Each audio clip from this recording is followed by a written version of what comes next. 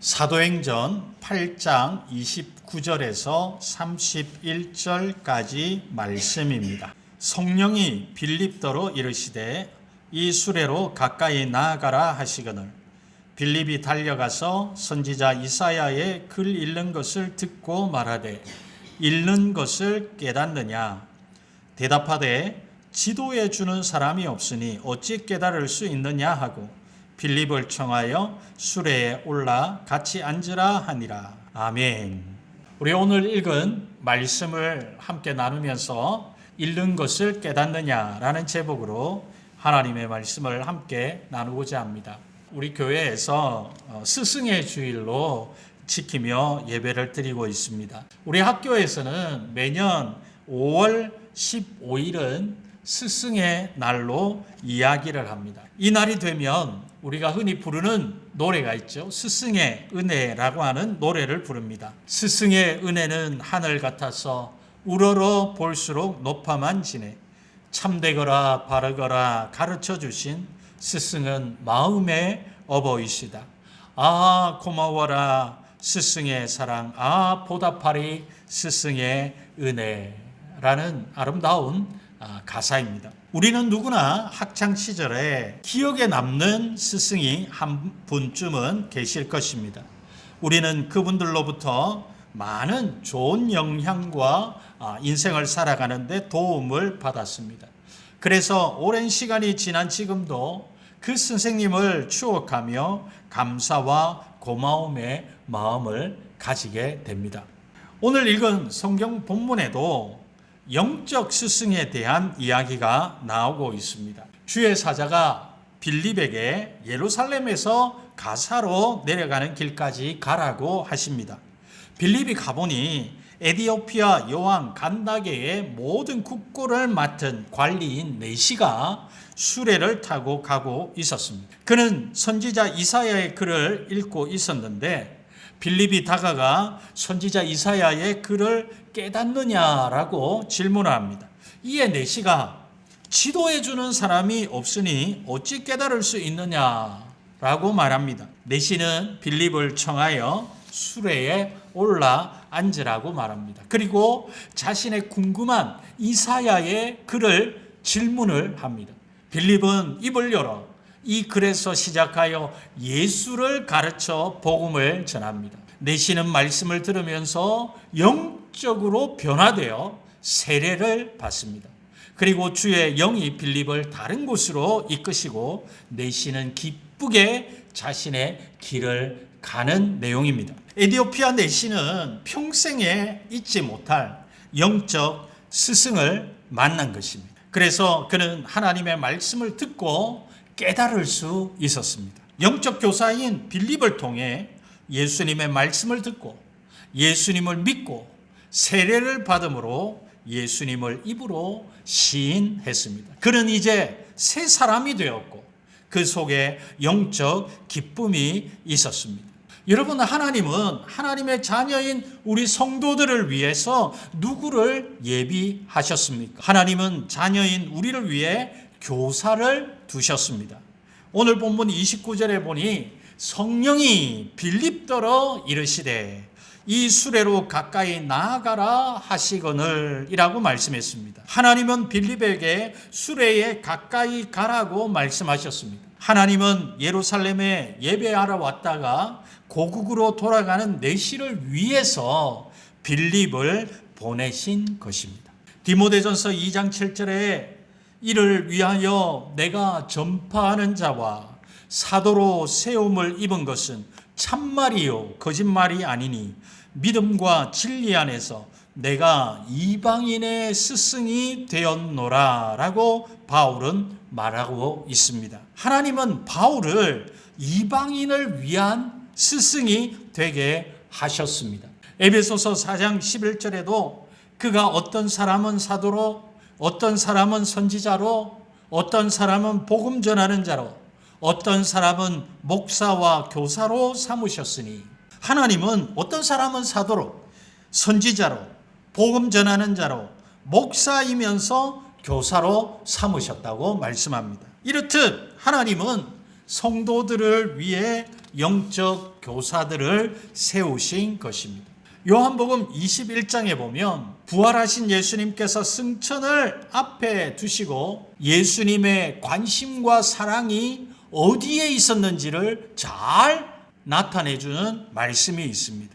예수님의 관심과 사랑은 하나님의 백성, 즉 성도들에게 있었습니다. 그래서 예수님의 수제자인 베드로에게 하나님의 백성들을 지도할 영적 교사로 세우십니다.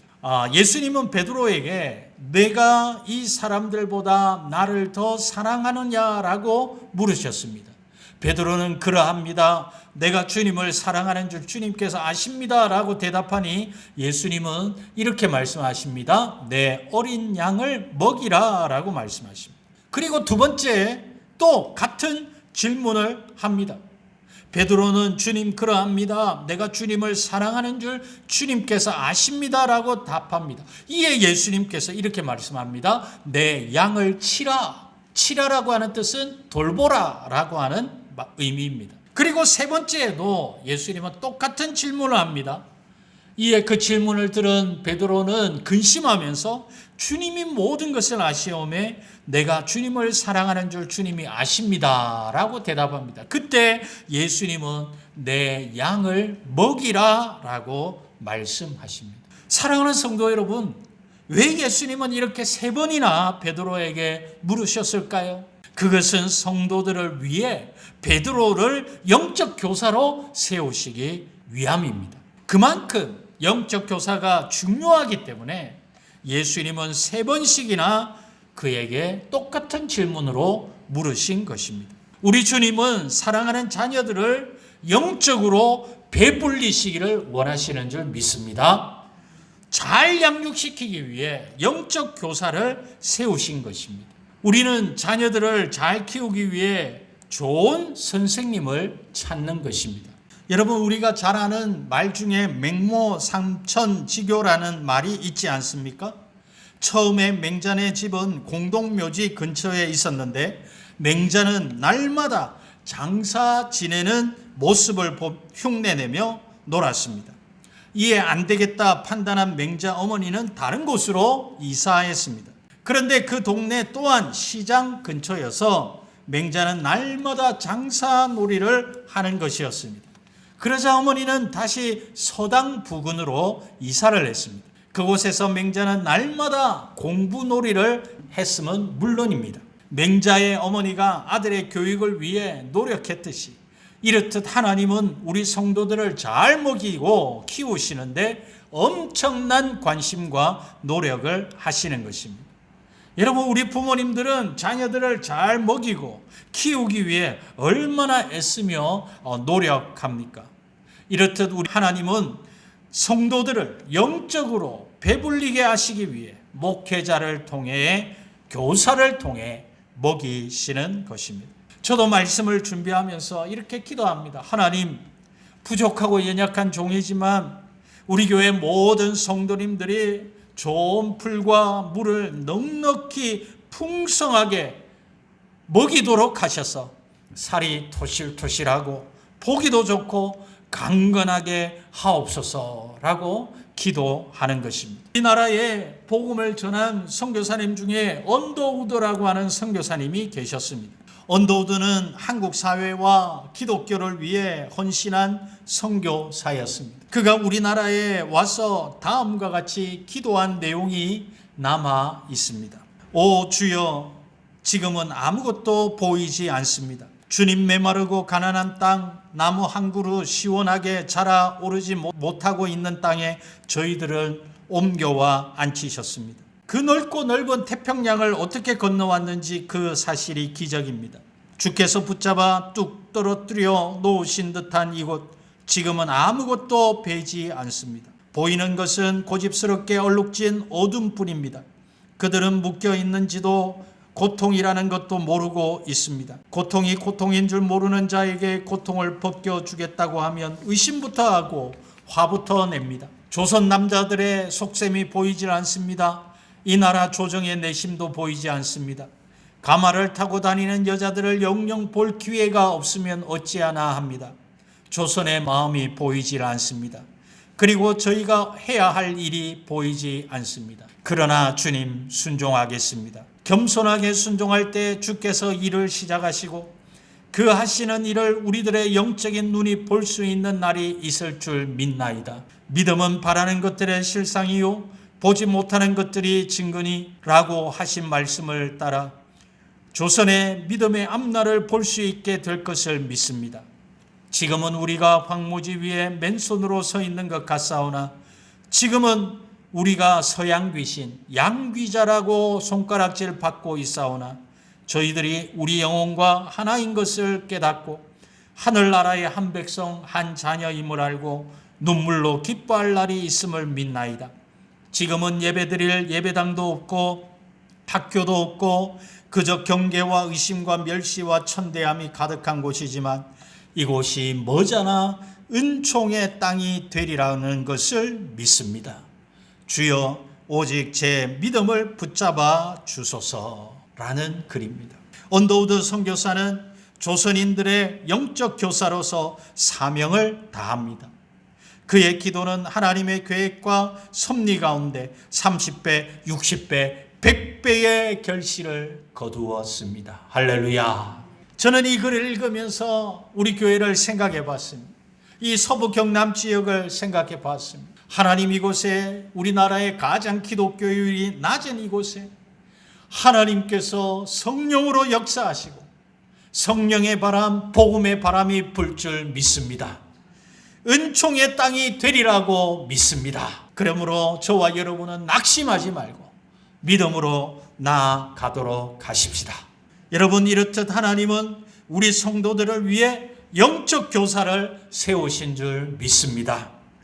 그러면 하나님은 영적 교사를 세우셔서 성도들에게 어떤 유익을 주십니까? 하나님은 먼저 영적 교사를 세우셔서 우리에게 말씀을 지도하고 깨닫게 하십니다. 30절 말씀에 보니 빌립이 달려가서 선지자 이사야의 글 읽는 것을 듣고 말하되 읽는 것을 깨닫느냐라고 말합니다. 31절에 대답하되 지도해 주는 사람이 없으니 어찌 깨달을 수 있느냐 하고 빌립을 청하여 수레에 올라 같이 앉으라 하니라 라고 했습니다. 여기에 지도라고 하는 헬라어는 이것은 인도하다, 안내하다라고 하는 의미입니다. 깨닫느냐라고 하는 헬라어는 기노스코라고 하는 단어인데 이것은 알다, 이해하다라고 하는 말입니다. 그래서 이 말씀을 공동 번역에서는 이렇게 번역했습니다. 그래서 그 내시는 누가 나에게 설명해 주어야 알지 어떻게 알겠습니까? 하고 대답하며 빌립보더로 올라와 곁에 앉으라고 하였다라고 번역했습니다.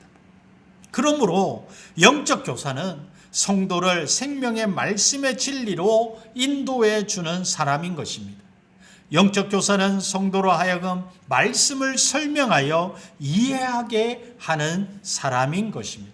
누가복음 24장에 보면 부활하신 예수님께서 시리와 절망에 빠져 엠마오로 내려가고 있는 두 제자에게 나타나셨습니다. 그들은 예수님의 부활에 대한 이야기를 들었지만 믿지 않았습니다. 그래서 예수님은 그들에게 하나님의 말씀을 자세히 설명하셨습니다. 누가복음 24장 27절에 이에 모세와 모든 선지자의 글로 시작하여 모든 성경에 쓴 바 자기에 관한 것을 자세히 설명하시니라. 예수님은 그들에게 자신에 대한 성경의 말씀을 자세히 설명하셨습니다. 그러자 두 제자는 눈이 밝아져 예수님을 알아보게 되었습니다. 그러나 그때는 예수님은 보이지 않으셨습니다. 그러면서 그들은 예수님이 성경을 말씀하실 때에 그들 마음의 상태에 대해 다음과 같이 말합니다. 누가복음 24장 32절에 그들이 서로 말하되 길에서 우리에게 말씀하시고 우리에게 성경을 풀어주실 때에 우리 속에서 마음이 뜨겁지 아니하더냐. 여기에 풀어주다라고 하는 헬라어는 디아노이고라고 하는 단어인데 이것은 열다, 설명하다라고 하는 의미입니다. 예수님이 그들에게 말씀을 설명하셨을 때 그들의 마음이 뜨거워졌습니다. 예수님의 말씀을 들을 때 하나님의 성령이 그들의 마음을 변화시키신 것입니다. 예수님은 시리와 낭망에 빠진 두 제자에게 영적 교사가 되어 그들의 길을 돌이키신 것입니다. 이렇듯 하나님은 영적 교사를 통해 말씀으로 인도함을 받게 하시는 줄 믿습니다. 하나님은 영적 교사를 통해 말씀을 이해하고 깨닫게 하시는 것입니다. 또 하나님은 영적 교사들을 통해 무엇을 가르치고 전하게 하십니까? 하나님은 교사를 통해 예수님을 가르쳐 복음을 전하게 하십니다. 35절의 말씀에 보니 빌립이 입을 열어 이 글에서 시작하여 예수를 가르쳐 복음을 전하니라고 말했습니다. 복음이라고 하는 헬라어는 좋은 소식을 전파하다라는 의미입니다. 하나님은 영적 교사를 통해 복음, 즉 예수님에 대한 좋은 소식을 전하게 하신 것입니다. 표준 세번역에는 이렇게 번역했습니다. 빌립은 입을 열어서 이 성경 말씀에서부터 시작하여 예수에 관한 기쁜 소식을 전하였다. 사도행전 5장 42절에 그들이 날마다 성전에 있든지 집에 있든지 예수는 그리스도라고 가르치기와 전도하기를 그치지 아니하니라 라고 했습니다. 사도들은 성전에 있든지 집에 있든지 예수님을 가르쳤습니다. 그리고 전도했다는 것입니다. 미국의 오하이오 주의 조그만 마을 웨스트 브로치라고 하는 마을이 있다고 합니다. 그곳에 한 젊은 교회 학교 교사가 4명의 소년을 공원 벤치에 앉혀놓고 아주 진지한 표정으로 무언가를 설명하고 있었습니다. 그것은 예수님에 대한 이야기였습니다. 그 교사는 이렇게 말했습니다. 만약 예수님을 삶의 주인으로 받아들이면 너희들의 인생에 놀라운 일이 일어날 것이다. 나와 함께 그분에 대해 공부해 보지 않겠니? 라고 말했습니다. 소년들은 교사의 말에 순종해 교회에 출석했습니다. 교사는 내 소년을 위해 성경 공부 모임을 만들어 주말마다 성경을 가르쳤습니다. 그리고 세월이 한참 흘렀습니다. 소년들은 장성에서 모두 도시로 떠났고 교사는 은퇴 기념식을 갖게 되었습니다. 그날 식장에 4통의 축가 전보가 날아들었습니다. 한 통은 중국 선교사로부터, 한 통은 미국 연방은행 총재로부터, 한 통은 대통령 비서실장에게서 온 것이었습니다. 그리고 마지막 편지 봉투에는 후버라는 글씨가 적혀 있었습니다. 헐버트 후버라고 하는 사람은 미국의 제31대 대통령의 이름이었습니다. 그 편지에는 이런 내용이 적혀 있었습니다. 선생님이 그때 저희에게 가르쳐준 하나님의 말씀을 통해 역경을 극복하고 있습니다. 제가 미국 대통령이 된 것은 선생님께 배운 성경 덕분입니다. 감사합니다. 4명의 소년은 모두 미국과 세계를 움직이는 신앙의 인물로 성장해 있었습니다. 여러분, 이렇듯 하나님은 영적 교사를 통해 우리를 신앙의 인물로 세워 가시는 줄 믿습니다. 하나님은 영적 교사를 통해 우리가 세상의 역경을 극복하게 하시는 줄 믿습니다. 또 하나님은 영적 교사를 통해 어떤 유익을 주십니까?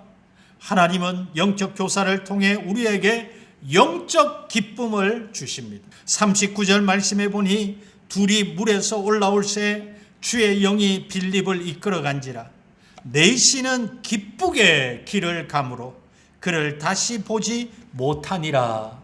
기쁘게라고 하는 헬라어는 기뻐하다, 즐거워하다라는 의미입니다. 영적 교사인 빌립으로 인해 말씀을 듣고 깨달은 내시에게는 기쁨이 충만했습니다. 시편 16편 11절에 주께서 생명의 길을 내게 보이시리니 주의 앞에는 충만한 기쁨이 있고 주의 오른쪽에는 영원한 즐거움이 있나이다. 시편 기자는 주님 앞에는 충만한 기쁨이 있다고 말합니다. 또한 주님의 오른쪽에는 영원한 즐거움이 있다고 고백합니다. 사도행전 16장에 보면 바울과 실라가 귀신 들린 점치는 여종을 고쳐줌으로 억울하게 빌립보 감옥에 갇히게 됩니다. 매를 많이 맞은 후에 옥에 갇히고 그 발이 착고에 든든히 채워져 있었습니다. 바울과 실라는 한밤중에 낙심하지 아니하고 그들은 기도하고 하나님을 찬송했습니다. 그런데 갑자기 큰 지진이 일어나 옥토가 움직이고 문이 다 열리고 모든 사람들의 메인 것이 다 벗어졌습니다. 간수가 자다가 깨어 옥문들이 열린 것을 보고 죄수들이 다 도망한 줄 생각하고 칼을 빼어 자결하려고 했습니다. 그때 바울은 크게 소리 질러 너의 몸을 상하게 하지 말라. 우리가 다 여기 있다고 말했습니다. 간수는 너무나 놀랐습니다. 그리고 무서웠습니다. 그리고 바울과 실라 앞에 엎드렸습니다. 그리고 바울과 실라를 데리고 나가서 이렇게 질문합니다. 어떻게 하여야 구원을 받을 수 있느냐라고 묻습니다. 바울과 실라는 유명한 말을 하죠. 주 예수를 믿어라. 그리하면 너와 내 집이 구원을 받으리라고 말합니다. 주님의 말씀을 들은 그 간수와 그 집에 있는 모든 사람에게 바울과 실라는 주님의 말씀을 전했습니다. 간수는 바울과 실라를 데려다가 그 맞은 자리를 씻겨 주었습니다. 그리고 온 가족이 다 세례를 받았습니다. 그리고 자기 집에 올라가서 음식을 차려 주었습니다. 간수와 온 집안이 하나님을 믿음으로 크게 기뻐했습니다. 사도행전 16장 34절에 그들을 데리고 자기 집에 올라가서 음식을 차려주고 그와 온 집안이 하나님을 믿음으로 크게 기뻐하니라 라고 말씀했습니다. 여러분, 영적 교사인 바울을 통해 복음을 받을 때 그 가정에 하나님의 큰 기쁨이 임했던 것입니다. 여러분, 하나님은 영적 교사를 통해 우리에게 기쁨을 주시는 줄 믿습니다. 하나님의 말씀을 영적 교사를 통해 깨닫게 하심으로 우리에게 영적 기쁨을 주시는 것입니다. 저는 한 이야기를 함으로 말씀을 맺으려고 합니다. 대부분의 사람들은 미켈란젤로라고 하는 사람을 압니다. 이 사람은 이탈리아의 조각가고 건축가였습니다. 그런데 그의 스승 보톨도 지오반니라고 하는 이름을 기억하는 사람은 그리 많지 않습니다. 미켈란젤로가 14살이 되었을 때 그는 보톨도의 문화생이 되기 위해서 찾아왔습니다. 그 스승이 미켈란젤로를 보니까 놀라운 재능을 가지고 있었습니다. 그것을 본 스승이 이렇게 질문을 했습니다. 너는 위대한 조각가가 되기 위해서 무엇이 필요하다고 생각하느냐? 제가 가지고 있는 재능과 기술을 더 닦아야 한다고 생각합니다. 이에 스승이 이렇게 말했습니다. 너의 기술만으로는 안 된다. 너는 너의 기술로서 무엇을 위하여 쓸 것인가 먼저 분명한 결정을 해야 한다. 그리고 미켈란젤로를 데리고 나가서 두 곳을 구경시켜 주었습니다. 처음으로 구경시켜 준 곳은 바로 술집입니다. 스승님, 술집 입구에 아름다운 조각이 있습니다 라고 말했습니다. 이에 스승은 이 조각은 아름답지만 조각가는 술집을 위해서 이 조각을 사용했단다 라고 말했습니다. 이 스승은 다시 어린 미켈란젤로의 손을 잡고서 아주 거대한 성당으로 가서 아름다운 조각상을 보여주었습니다. 너는 이 아름다운 천사의 조각상이 마음에 드느냐? 아니면 저 술집 입구에 있는 조각상이 마음에 드느냐라고 물었습니다. 똑같이 조각이지만 하나는 하나님의 영광을 위해서 또 하나는 술 마시는 쾌락을 위해서 세워졌단다. 너는 너의 기술과 재능을 무엇을 위하여 쓰기를 원하느냐라고 물었습니다. 스승의 물음에 어린 미켈란젤로는 3번씩 이렇게 대답했다고 합니다. 하나님을 위하여, 하나님을 위하여, 하나님을 위하여 쓰겠습니다. 미켈란젤로는 훌륭한 믿음의 스승으로 인해 값진 인생을 살 수 있었습니다. 사랑하는 성도 여러분, 하나님은 우리를 위해 영적 교사를 세우셨습니다. 하나님은 교사를 통해 우리에게 말씀을 지도하고 깨닫게 하십니다. 하나님은 교사를 통해 예수를 가르쳐 복음을 듣게 하십니다.